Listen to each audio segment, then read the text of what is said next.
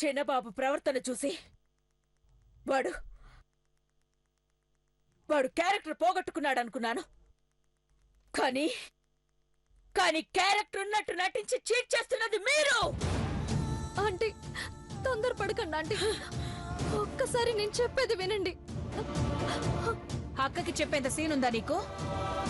ఇంకా మేనేజ్ చేయాలని చూడకు. భవానీ ఆంటీ, వరుసలు కలిసాయనే ఊరుకున్నాం, లేదంటే ఈ పాటికి మెడపట్టి బయటకు గెంటేవాళ్ళం.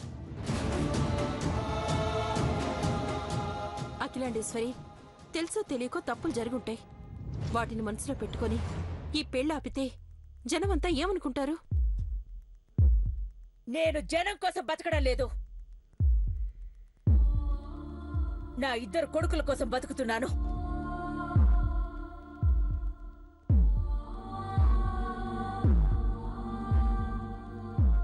కోడళ్ళొస్తే కంటికి రెప్పలా చూసుకుంటారనుకున్నాను.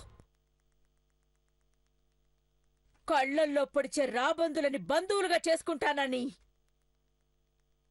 కలలో కూడా ఊహించలేదు.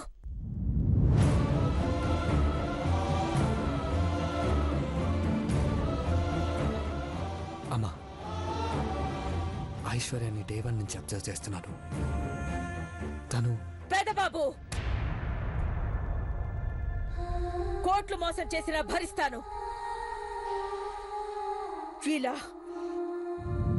ఇలా వెన్నుపోటు పొడిచే వీళ్ళని క్షమించే సమస్య లేదు.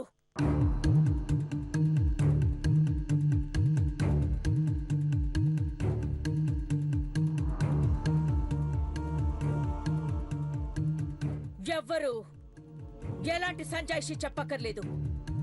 అఖిలాండేశ్వరి, దేవా, అన్నయ్య,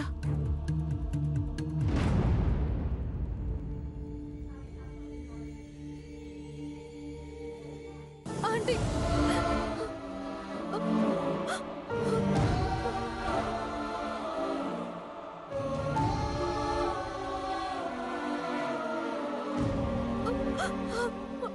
ఆంటీ ప్లీజ్ ఆంటీ, నన్ను అర్థం చేసుకోండి.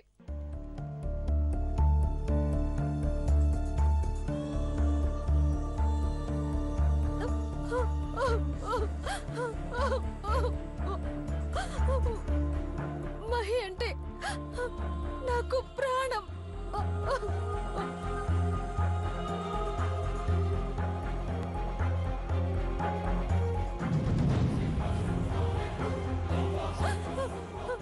నేను అప్పటి ఐశ్వర్యని కాదు, మారాను. ప్లీజ్ నన్ను క్షమించండి ఆంటీ, దయచేసి నన్ను క్షమించండి ప్లీజ్.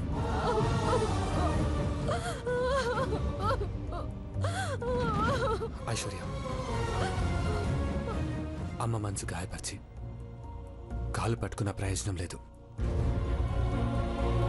వ్యవహారాన్ని తెగిపోయేదాకా తీసుకురాకండి. నిర్ణయం తీసుకోకముందే వెళ్ళిపోతే నిదానంగా ఆలోచించవచ్చు. వెళ్ళండి. రేపు జరగబోయేది ఘట్టంనేని దేవేంద్ర, రుద్రపాటి చంద్రముఖిల నిశ్చితార్థం ఒకటే.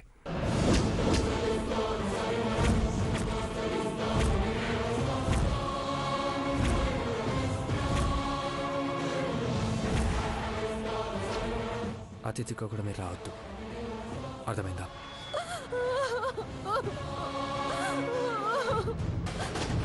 Please leave. ఇన్నాళ్ళు ఈ ఇంటికేదో అరిష్టం పట్టిందనుకున్నావు. అరిష్టాన్నే పట్టుకొచ్చేవాళ్ళు ఈ ఇంట్లో తగలడ్డారని ఇప్పుడు అర్థమైంది. సెక్యూరిటీతో వెళ్ళిపోండి అని చెప్పించుకునే ముందే వెళ్తే బాగుంటుంది. ఐశ్వర్య, లేమ్మా, లేమ్మా.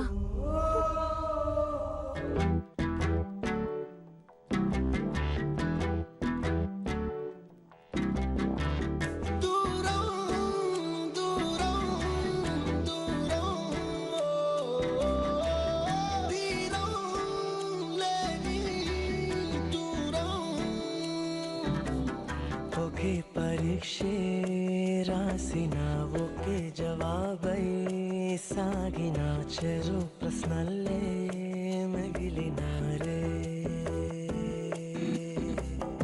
ఒకే పడవలో కలిసిన ఒకే ప్రయాణం చేసిన చెరు ప్రపంచం చేరినారే ఒకే గతాన్ని ఒకే నిజాన్ని మురేసినారే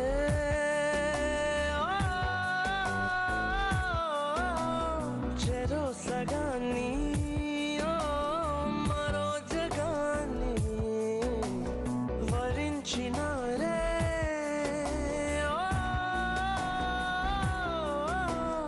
ఒకే పరీక్షే రాసిన ఒకే జవాబై సాగిన చెరు ప్రశ్నల్లే మిగిలినారే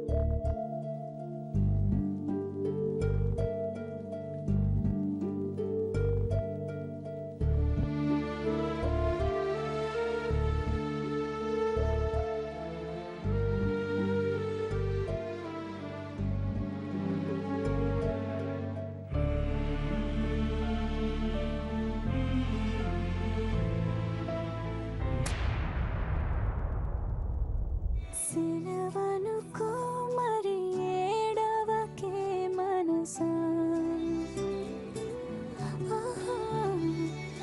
కలగనకే అది నిజమైపోదు కదా ఈ దూరం ఏనాటికి చేరువవ్వను ఈ మౌనం ఇంకెప్పుడు మాటలాడునో కన్నుల్లోని కన్నీటి కెరటాలలో నేనేమైపోవాలి నేనేమనుకోవాలి ఏ మనసుని తిట్టాలి ఈ క్షణం సెలవనుకో మరి ఏడవకే మనసా కలగనకే అది నిజమైపోదు కదా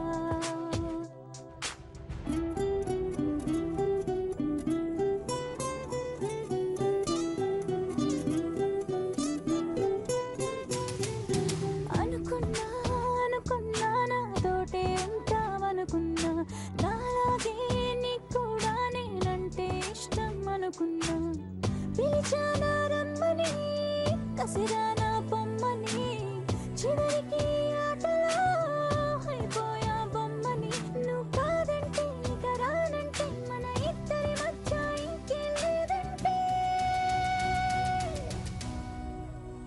నేనేమైపోవాలి నిన్నేమనుకోవాలి ఈ మనసుని తిట్టాలి ఈ క్షణం సెలవనుకో మరి ఏడవకే మనసా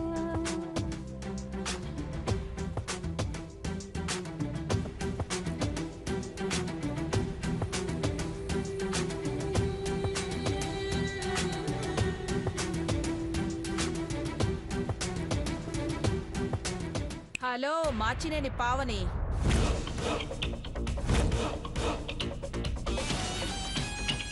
కళ్ళల్లో కన్నీళ్ళు తడబడుతున్న కాళ్ళు బ్యాక్గ్రౌండ్ లో సెంటిమెంట్ సాంగ్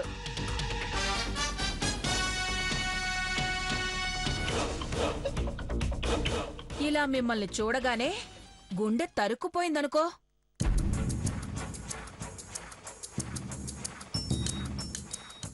అఖిలాండేశ్వర్తో ఒక్క మాట మాకు ఫేవర్గా చెప్పుంటే ఇప్పుడు ఈ పరిస్థితి వచ్చేది కాదు కదా. మీరు నా మేనకోడలు దీప్తిని దేవాకు సరైన జోడి అని ఎప్పుడైనా మాట వరుసకైనా చెప్పారా?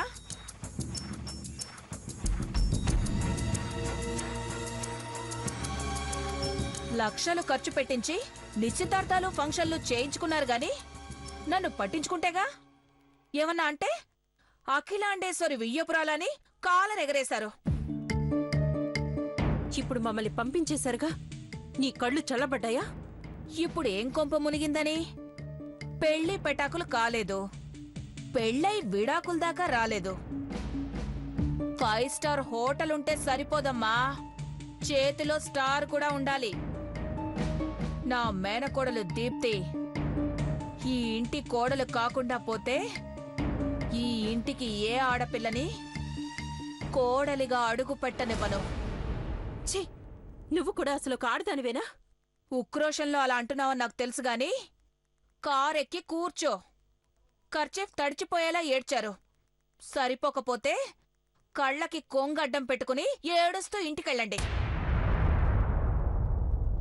పేపర్ వాళ్ళు టీవీ వాళ్ళు చూశారంటే అమూల్యమైన మీ కన్నీటి చుక్కలు రాలడానికి కారణమేంటి మేడం అని పిచ్చి ప్రశ్నలు గుచ్చి గుచ్చి వేస్తారు.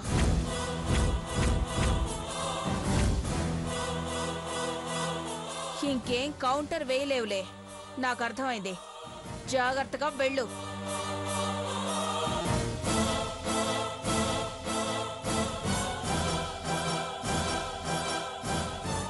ఐశ్వర్య, టాటా. ఆరోగ్యం జాగ్రత్తమ్మా. గ్లామర్ తగ్గేలా ఏడవకు. ఆడపిల్లన్నాక ఇవన్నీ మామూలే. బాయ్.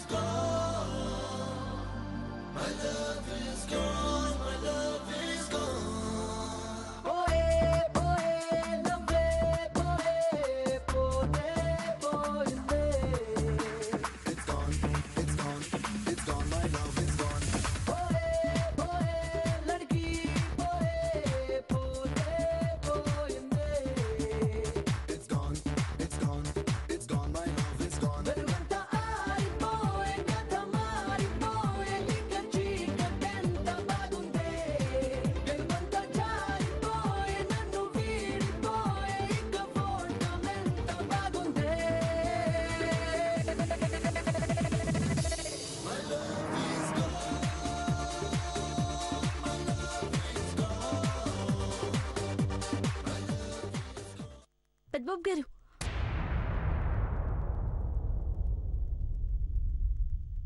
మీరు మాట చెప్పి చిన్నబాబు గారికి నచ్చ చెప్పండి. ఐశ్వర్యమ్మ గారు చాలా మంచోరు. అది వాడు తెలుసుకోవట్లేదు పార్వతి. అందరం వాడి మంచి కోరుతున్నామన్నా అర్థం చేసుకోవట్లేదు. అయినా సరే ఇంకోసారి చెప్పి చూస్తాను.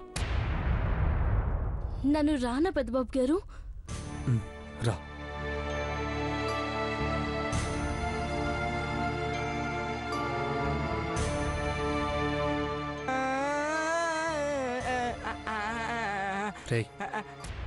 Hi bro. హాయ్ పార్వతి. ఇంత సంతోషంగా ఎలా ఉండగలుగుతున్నావురా? రేపు నీ నిశ్చితార్థం బ్రో. మన డ్రైవర్స్ కూడా కార్లో సాంగ్స్ పెట్టుకుని ఫుల్గా ఎంజాయ్ చేస్తున్నారు. ఏంటి ఈ డాన్స్లా? Enjoy my sweet bro. The great ఘట్టంలోని దేవేంద్ర నిశ్చితార్థం ఇది. నువ్వు నా నిశ్చితార్థం అని సంతోషంగా ఉన్నట్టు కనపడట్లేదు. నీ ఎంగేజ్మెంట్ క్యాన్సిల్ అయిన నా ఆనందం నీలో కనపడుతుందిరా. కరెక్టే బ్రో. ఐశ్వర్య పీడ పోయిందని హ్యాపీగా ఉన్నాను. ఇన్నాళ్ళు నేను పడ్డ నరకం ఆవేదన భయం నుంచి బయటపడ్డాను. తాగనని నీకు మాట ఇచ్చాను, కానీ లేదంటే ఫుల్గా తాగి కేరింతలు కొట్టేవాడిని. మై, ఐశ్వర్య చెడ్డది కాదు. నువ్వు తనకి పొగరుందంటే నీ కోసం మారింది. నువ్వు కేర్లెస్గా ఉంటుందంటే నీ గురించి కేర్ తీసుకుంది. వాళ్ళమ్మా నాన్న 2 నెలలు సింగపూర్లుంటే నీ ప్రేమని గెలవాలని ఇక్కడే ఈ ఇంట్లోనే ఉందిరా. మారిన మనిషిని మారలేదంటే ఎంత బాధపడుతుందో ఒక్కసారి ఆలోచించరా. Sorry bro. మీరు ఐశ్వర్య తరపున వాదించినా నేను విన్ను. నువ్వంటే రెస్పెక్ట్ లేదని కాదు, నువ్వంటే ప్రాణం బ్రో. కానీ ఐశ్వర్య అంటే నాకు అసహ్యం. మారిందని మీరు అనుకున్నా తన మీద నాకున్న అభిప్రాయం మాత్రం మారలేదు, మారదు. రే, నీకెలా చెప్తే అర్థం చేసుకుంటావు? నాకేం చెప్పకుండా వదిలేస్తే ప్రశాంతంగా ఉంటాను బ్రో. రే మహి, బీ సీరియస్ రా, ఇది నీ లైఫ్. నా లైఫ్ని స్పాయిల్ చేయడానికే తను వచ్చిందని వద్దన్నాను. ఐశ్వర్య నా పేరు మార్చుకోవడానికే ఎన్ని నాటకాలు ఆడిందో మీరే తెలుసుకున్నారు కదా. అందుకే మామ్ కూడా తన కూడా తరిమేసింది. ఆప్తావా? చిన్నప్పటి నుంచి ఇప్పుడు దాకా నువ్వు ఎన్ని తప్పులు చేయలేదు? 6 నెలల కిందటి వరకు ఇంట్లో వాళ్ళు నీ మీద 60 రోజు లేదు. బోర్డ్ మీటింగ్స్ క్యాన్సిల్ చేసుకుని నిన్ను విడిపించడానికి నేను ఎన్నిసార్లు పోలీస్ స్టేషన్కి రాలేదు? తప్పు మీద తప్పు చేస్తున్నా నీకే విసుకొచ్చేంత వరకు క్షమించాం కదరా. అలాంటిది ఐశ్వర్య ఒక్క తప్పు చేస్తే మన్నించడానికి మనసు ఒప్పుకోలేదా?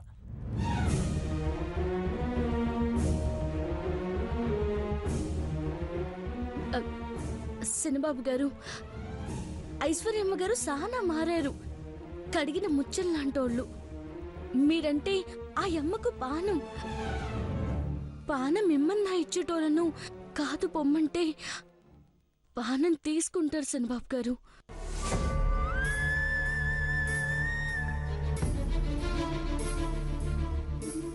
పార్వతి, నీకు తన గురించి పూర్తిగా తెలీదు. నీకేం తెలుసో చెప్పు. ప్రాబ్లం ఏంటో తెలియాలి కదా. వదిలే బ్రో. హరి, నీకు మైండ్ పనిచేయట్లేదా? పాజిటివ్గా ఆలోచించవేంట్రా నువ్వు? నీ కెరియర్, నీ లైఫ్ అన్నీ బాగుంటాయి.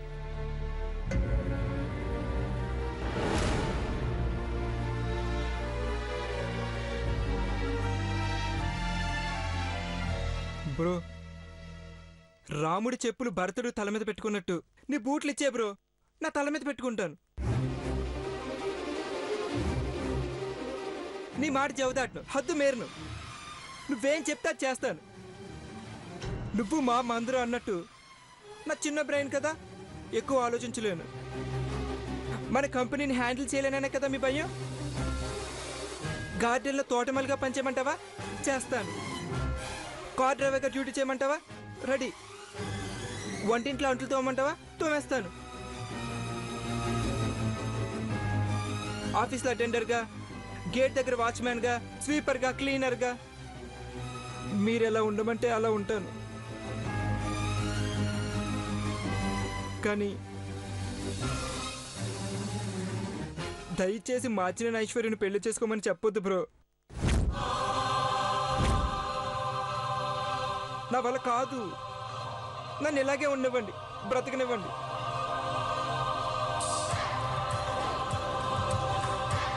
Let me live bro, please. Mahi,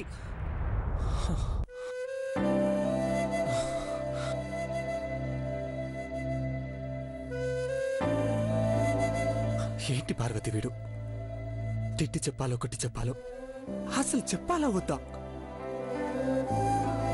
వీడినే convince చేయలేకపోతున్నాను. ఇక అమ్మని ఎలా కన్విన్స్ చేస్తాను? ఏం అర్థం కావట్లేదు. అయ్యో, మీరే అట్ట అంటే ఎట్ట పెద్దబాబు గారు? ఏదో ఒకటి చేసి సినబాబు గారిని, ఐశ్వర్యమ్మ గారిని ఒకటి చెయ్యాలా? ఇద్దరు కొడుకుల నిశ్చితార్థం ఒకే రోజు ఘనంగా సరిపిస్తానని అమ్మగారు 1,00,000 సార్లు చెప్పుంటారు. ఇయ్యాలేమో ఇట్ట అయినది. బయటికి కోపంగా ఉన్న అమ్మగారి మనసులో ఎంతో బాధ ఉంది పెద్దబాబు గారు.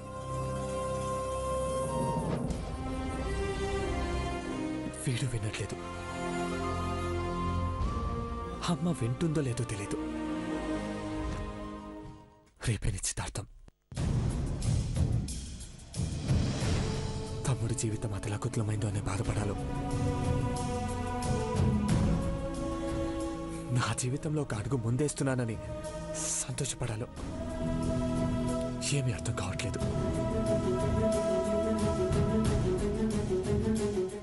ఐశ్వర్యమ్మ గారిని సినబాబు గారు చేసుకోకపోతే అమ్మాయి గారు బతకరయ్యా.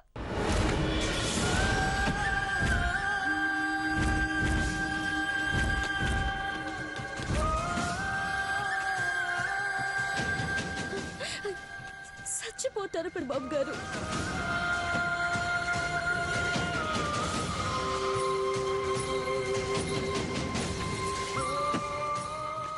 శనబాబు గారంటే అంత పానం పెట్టుకుందాయమ్మ. కొంచెం పొరపాటు జరిగిన ఐశ్వర్యమ్మ గారు దగ్గర పెద్దబాబు గారు.